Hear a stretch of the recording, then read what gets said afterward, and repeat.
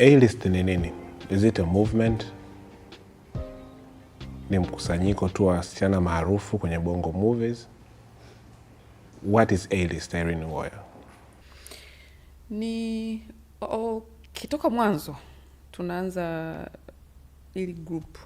Of course mimi ndo niliwatafuta watu wote kwamba tunahitaji kufanya hichi kitu, kwa sababu nilikuwa naona ni watu wakubwa kwenye game na tupo yani hapo top, hamna bado ambao wamekuja wakatutoa kwenye hizo nafasi zetu.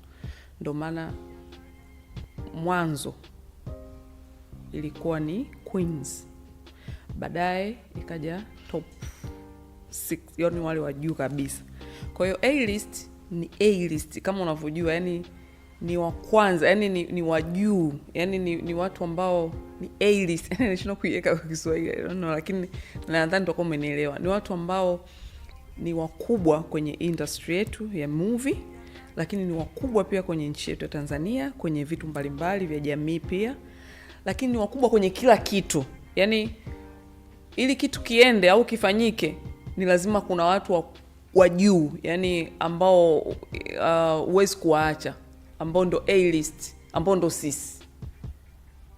Yani so Tanzania, East Africa yote.